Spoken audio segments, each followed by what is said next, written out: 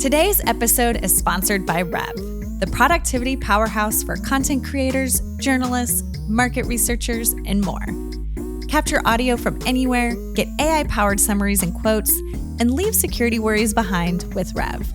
Whether you're on the go or in the office, Rev's got you covered. Discover more at rev.com.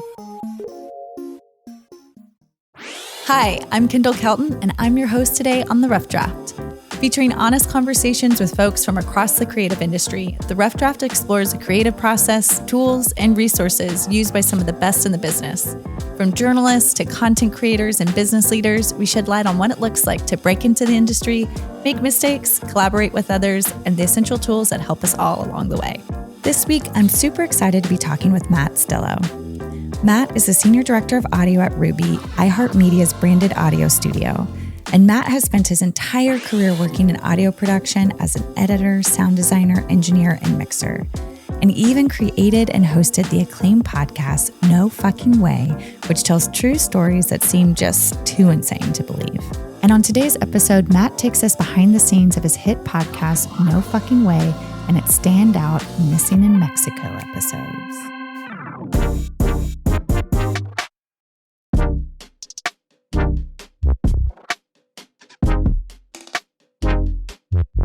All right, Matt, you created a podcast during the pandemic that landed on Apple's new and noteworthy list. Tell me about No Fucking Way. I'm just so proud of that show. I'm so happy that of how it came about. Yeah, I mean, who didn't start a podcast in the pandemic? But basically, I was working with James Foster, who we used to work together. We now work together at iHeart, and we've been friends for a very long time.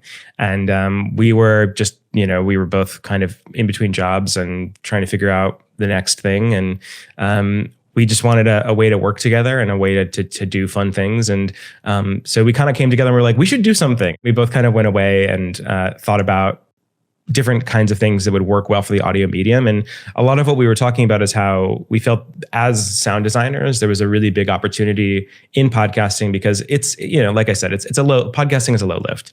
Anyone with a computer and a dream can make one.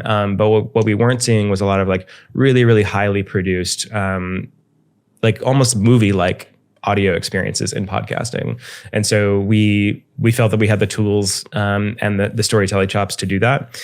And so really it all started with, I was at a bachelor party and a friend of mine was telling me the story of how he was performing on a cruise ship, and he basically, they were docked in Hawaii, and he went to this beach and he took a couple of drugs that he wasn't really sure about how effective they would be. And it led into this like romp around the island, and he left his phone, and he had to go back to the ship in order to perform that evening because he was an actor on the ship. And anyway, like hilarity ensues. He like gets in a fight with like the immigration officers on the ship, and he goes to the hospital, and his boss had to come get him from the hospital. And the whole evening became him telling the story, and we were all wrapped and listening to it.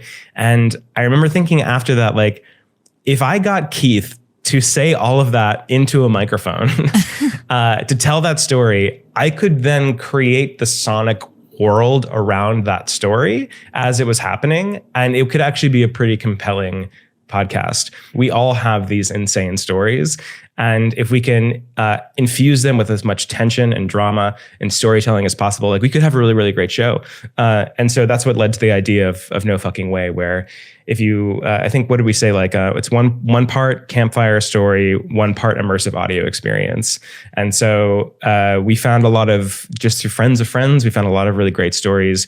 You talked about the Missing in Mexico episode. Essentially, a friend of a friend, went to Mexico. They got in an altercation. Her boyfriend got in an altercation with some locals. They hit him over the head. They threw him on the back of a motorcycle. They kidnapped him. And so she went to the U.S. Embassy. They said, you need a police report. She went to the police. They laughed her out of the building.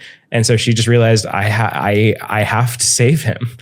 And it's an insane story. But over the course of this evening, like she ends up finding him and he ends up escaping. And it's just an incredible story of like how this one woman did all of this stuff.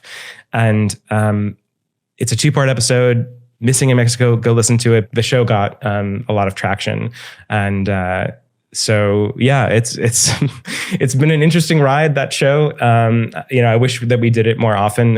James and I subsequently were hired by iHeartRadio, and our jobs are pretty intense, and so we haven't had time to do it in the last year and a half. I think if we've got some more time in the future, we definitely will. But I will say, like the episodes that I did listen to, which included the Missing in Mexico ones, the sound effects and the music and the crunching of things under your feet as you're going and the slamming of doors and like all of the things, it was like a really fun way to listen to a podcast. Like I kind of want to dig into like the process of making that type of episode, like choosing the music and the scoring, and how, like, I don't think people just realize how much of a skill that is. It's a whole skill. If you're doing some sound design, right, and like you're sound designing a beach, you could get a simple recording of someone on the beach, but a lot of those are like really, really hissy and high end, and actually just sounds like noise. It doesn't necessarily sound like water or seagulls or sand.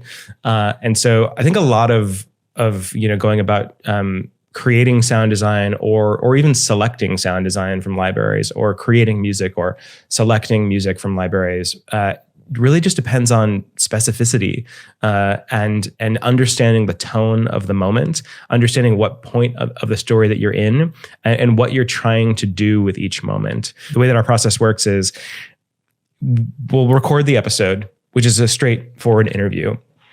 And typically it'll be about an hour long. And then we'll do a heavy, heavy story edit where we really think about the introduction to the show, the rising tension, the building conflict. We'll identify like some serious points of especially sound design, because when you don't have the visuals, it's really, really important to isolate like what moments are going to be really sound heavy. And so it was difficult to find people for the show, because a lot of what we were looking for in stories is like movement, like where you were in the car and you went here, or you ran over there, or in stories that unfold in like a big, long journey. It's almost like every story has to be a road trip story. Like we had some episodes where people told us about like, oh, this thing happened, but they were in a bar all night and there wasn't really any movement or like rising, falling action. It was all just a kind of like a funny story that took place at a bar. And we ended up not doing it because like it was a great story, but it didn't really move anywhere. And because it didn't really move anywhere, there wasn't any way to tell it through sound. So it became very difficult also to like find stories that were appropriate for the genre, because there needed to be a lot of sound and movement and different landscapes involved. And so stories where people were getting in cars or driving here or running through this kind of environment or walking through that kind of environment, and then getting into this house and going underground, like getting in the elevator, because you could hear like the gates closing and the elevator turning on, and like there's so much more that you can do. Like we really needed a really big palette to paint sound with for those shows. And so once we really had those moments isolated of like, he gets hit by the gun and thrown on the motorcycle here, that's a big moment. He wakes up in the room where the dog is biting his leg, that's a big moment. He's able to escape and like run into a bush, like that's a big, we could hear all that stuff, and so once we've got that like edited down to like the most compelling 30 minutes, that's where we start finding all those beats through music.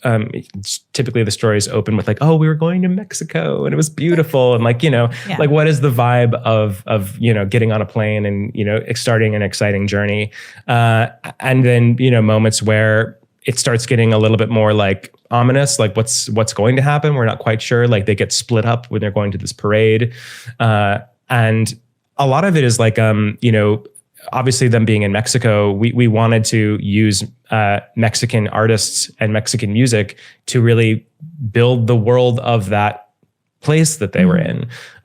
We wanted to use different audio libraries to get the sense that they were in this crowd of people, that there's this parade happening, that there are fireworks shooting all around them. It's not necessarily, it's obviously something you think about in a visual medium, but everything becomes so much more important. Every detail becomes important to consider when you only have the audio.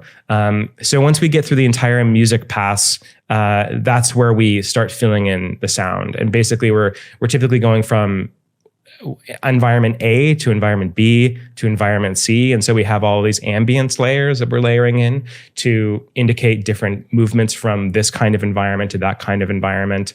And then you really hit your big ticket items, which is the moment where he gets hit on the head and thrown on the motorcycle. And we'll use different libraries, but we'll also use, we all have microphones and recorders. And so we'll go out into the world, and things that are very specific, we'll actually record those things and layer them in on top of everything. And so our sessions really get really big.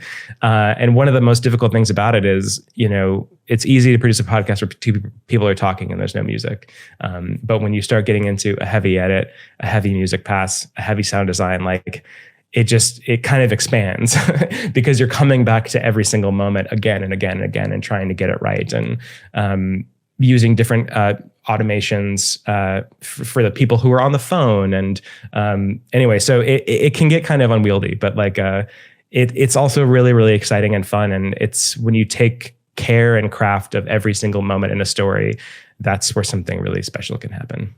I think I'm going to leave it there because I just, you have done such a wonderful job articulating, just the power of sound and, encouraging folks to be brave and lean into that kind of uncomfortable space by putting yourself out there. So I really appreciate it. I think folks are going to really enjoy hearing everything you had to say. So thank you so much for joining us. Of course. No, thank you so much for having me. It's been a lot of fun. Yeah. And so before we go, can you please let, folks know where they may be able to find you or your work? Yeah. You can find out more about what our team at Ruby is doing at ruby.iheart.com. And you can find out more about me and the things that I do on my LinkedIn page, which just search for my name, Matt Stillo. Yeah. And we'll also link to No Fucking Way. Oh, yes. And No Fucking Way on all of their podcast platforms. Well, that's it for today's episode of The Rough Draft. Be sure to rate and subscribe in order to stay up to date with the latest episodes, and visit rev.com/podcasts for even more content. Thank you for listening, and we look forward to seeing you again on the next episode of The Rough Draft.